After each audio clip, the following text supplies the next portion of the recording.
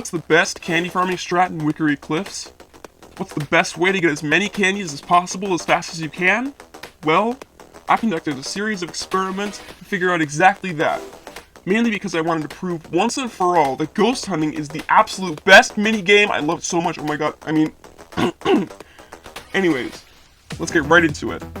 The first strategy I tested was trick-or-treating, because it was the most common method, and there weren't as many variables as the other two strategies.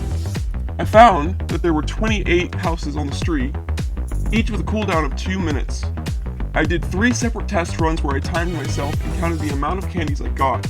I found that I finished the street with an average of 5 minutes and 18 seconds, with an average amount of 170 candy. Also, if you were wondering, I got an average of 2 jump scares. In total, this means that my candies per minute came out to 34 candies. The second strategy I tested was ghost hunting, and let me tell you, gathering data from this minigame took forever. It actually took me 2 days to figure out all of the different variables and times. In the end, this is what I found. In order to get an accurate data set, I took samples from 3 of each type of ghost. And get this, there's 6 different kinds!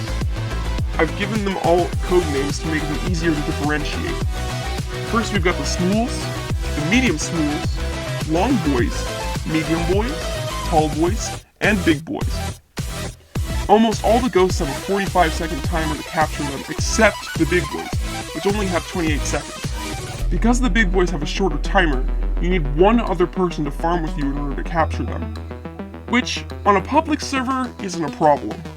But if you're on a private server, like I was, this is a bit of an issue. So I enlisted the help of my friend Pearl to collect data for these guys. On day 1, I managed to figure out how many candies each kind of ghost gives you. Going in order from the smallest amount to the largest, the smools give you 10 candies, the long boys give you 18, the medium smools give you 28, the medium boys give you 36, the tall boys give you 72, and the big boys give the players a total of 146. But this will be split between however many people help you capture them. On day 2, I timed myself in 3 separate runs of ghost hunting, for about 10 minutes each. I found that on average, I got about 439 candies in 10 minutes, with the candies per minute of 44. Finally, I tested the final method of candy farming, apple bobbing. You would think that this would be the worst method of candy farming, but get this. Apple bobbing is better than trick-or-treating. Don't believe me? Here's why.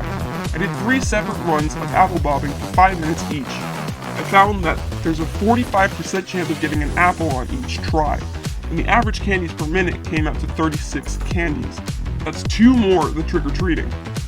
2 candies may not seem like a lot, but this means that in half an hour of trick-or-treating, you would get 1,020 versus 1,080 from apple bobbing. Of course, neither of these even come close to the amount you would get from ghost hunting. So there you have it. Ghost hunting is the best candy farming method. Comment spooky boys if you made it to the end of the video. Did you know that there's lore in the new set? Like this video if you want me to do another video covering it. But that's just a theory. A royal theory! Okay, bye.